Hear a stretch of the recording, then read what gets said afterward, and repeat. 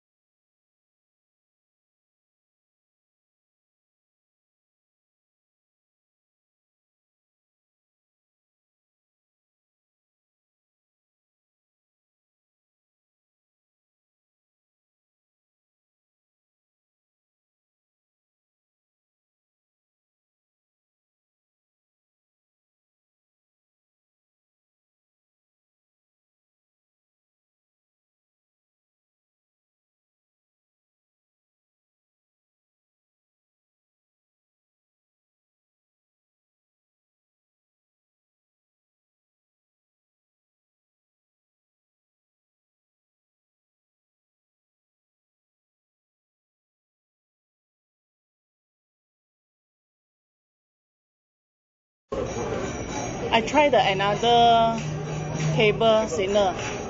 Can ah? Got which one? Yeah, okay.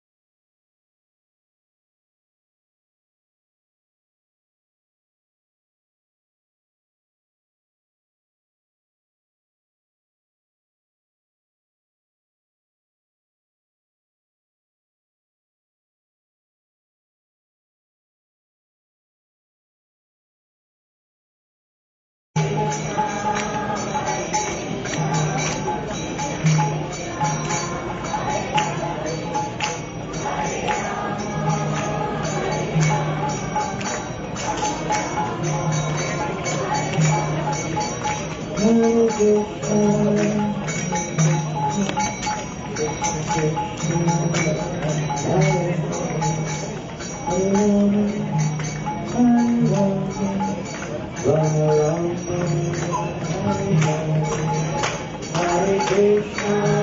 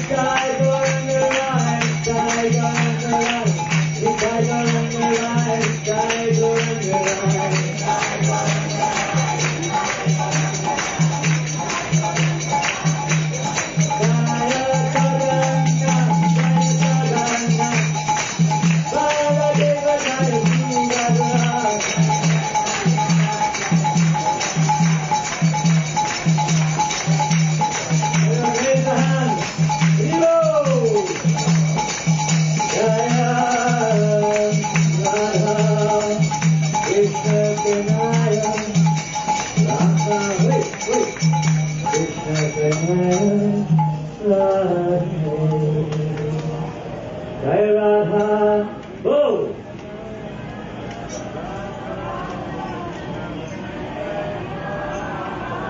You have to get used to it.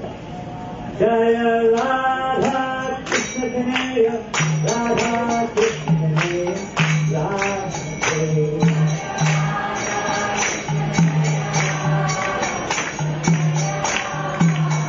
Hare Bol, Hare Bol, Hare Bol, Hare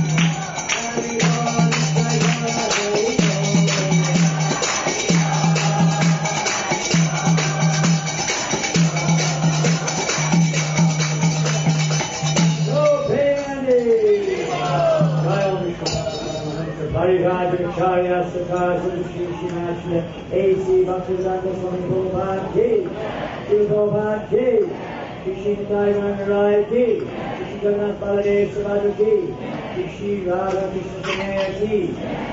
Go Premanandi, Temple of Devotion and Understanding Ki. All glories to Krishna.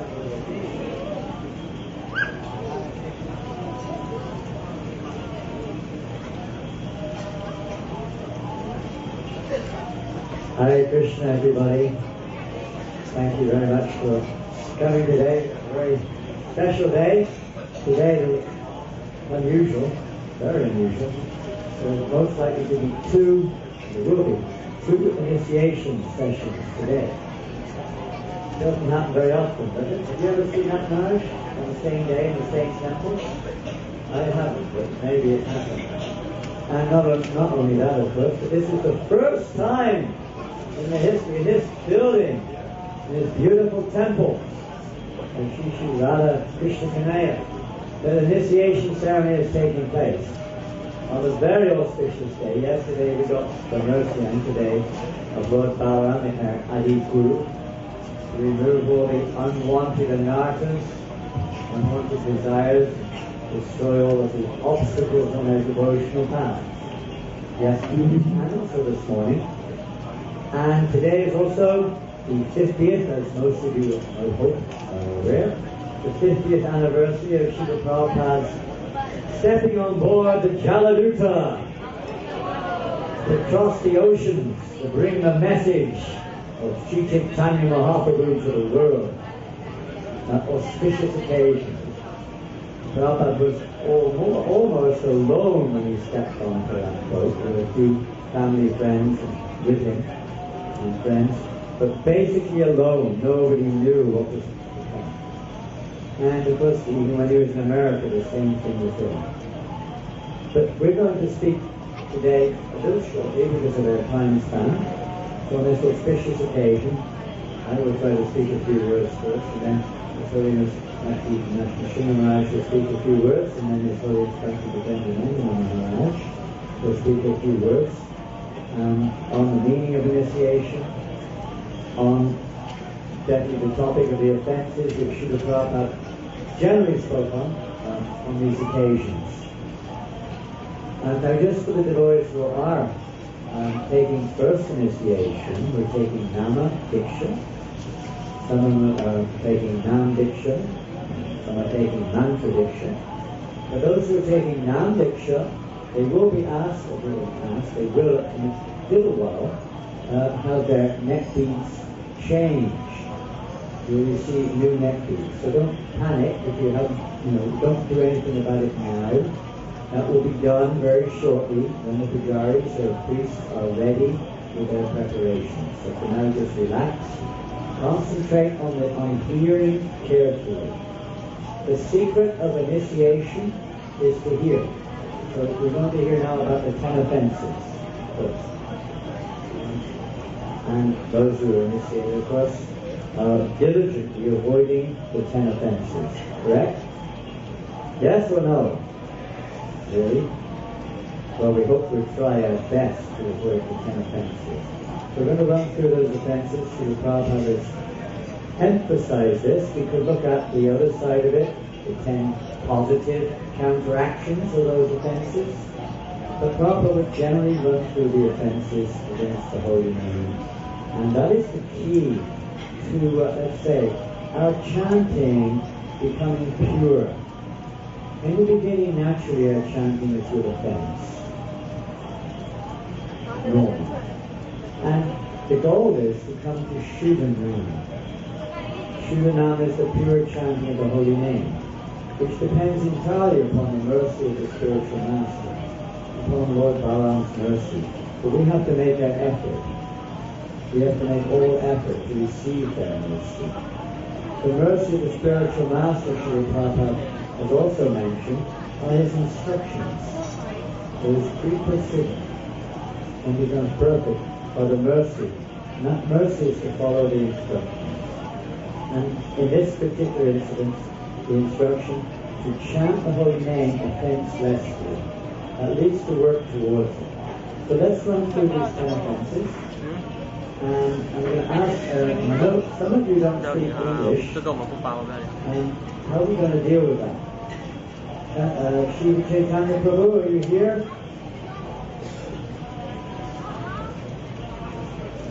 No, I know, but we haven't got time to have translation. But if there's any of the candidates who don't understand English, somebody needs to translate to them in their ear. Chinese, maybe is that? And any one of the candidates doesn't speak English, Tamil speaking, or you all speak English? All your candidates speak English, right? Yeah, are you all okay? Okay, we'll proceed. So this is special for everybody, but we don't have time for the least the candidates. So 10 offenses. So we're going to ask if any of you know what the first offense against the holy name is. Hands up if you know. Come on, hand up. Anyone would like to say? Okay, young lady.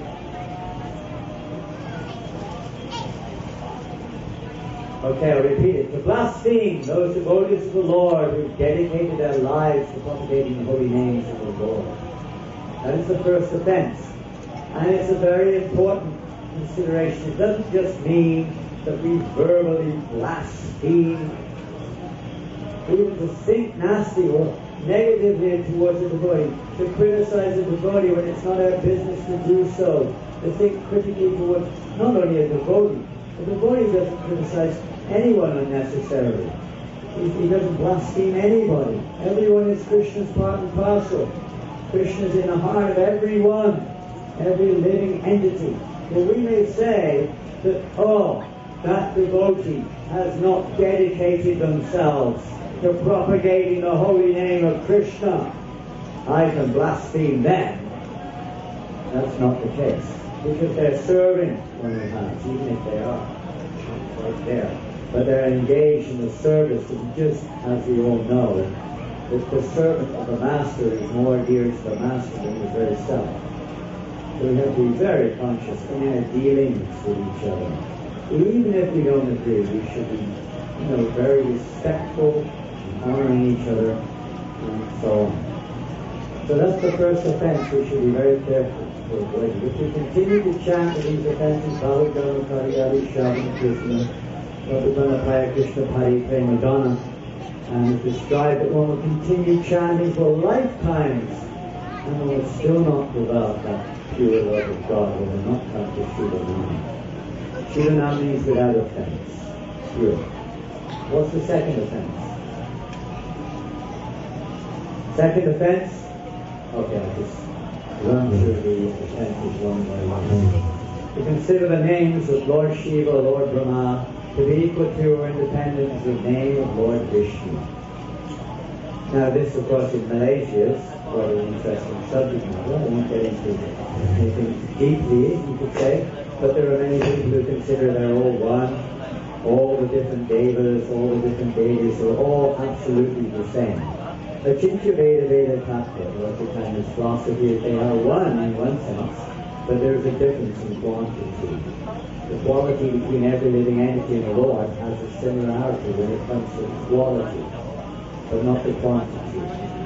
There's a difference. Because Krishna, at least to the Vaishnavas, understand that he is the source of everything. He's the Sarvakarma Karma. He's the source of all causes, cause of all causes. Krishna's true Bhagavan Swayam. He's of all the various forms, he is the original, Bhagavan Swayam, the original form of God.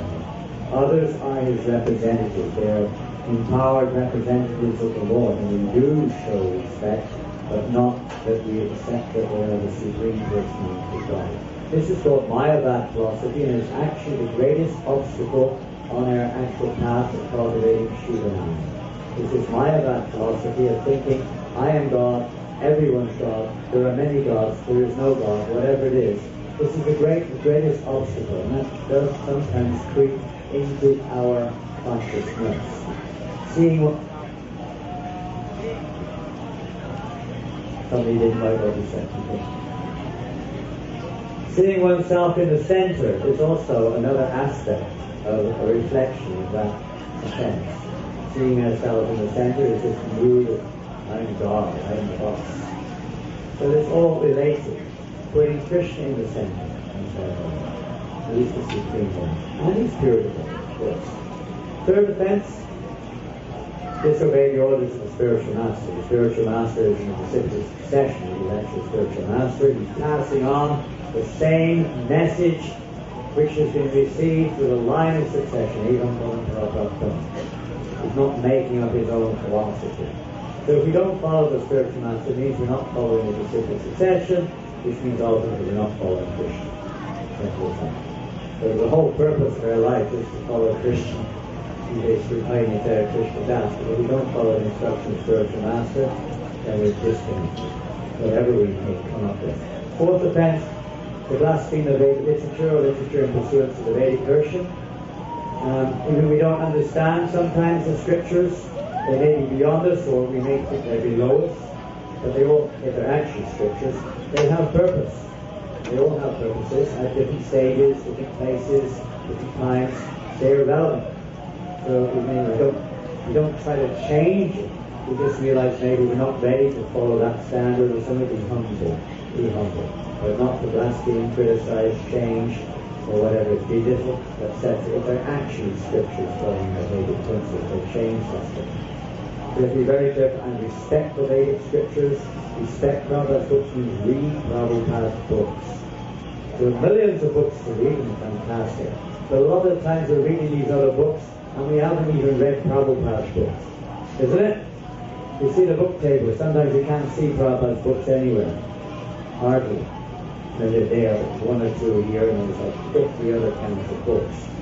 Prabhupada's books are our life and soul, the guidebook, the law book for our society, and for anyone else who comes to their senses, for the next 10,000 years. Please take advantage of it. Yes, it's tough. We've got to clean out the heart by hearing from the pure world. Fifth offense, to consider the glories of chanting the Hare Krishna Mahamantra to be imagination. You hear many glories about chanting Hare Krishna God. It's actually real. But it may not be real for us, because the chanting is not so on that level. But it is. Those who are actually chanting the holy name, whatever reason, without offense.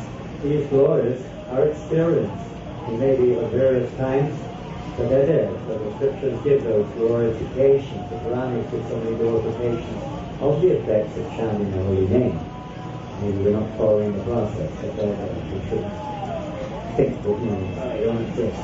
The sixth offense is to consider chanting of the Hare Krishna Mahamantra to give some mundane interpretation on the chanting of the holy name. The holy name is described in the scriptures. We don't need to interpret it. It means this, it means that. It's clearly mentioned by Guru, Sadhu, and Shastra what the meaning of the holy name is. We don't need to interpret it. The seventh offense is sinful activities on the strength of chanting the holy names of the Lord. Prabhupada talks about this and he says it's the most serious offense, practically speaking.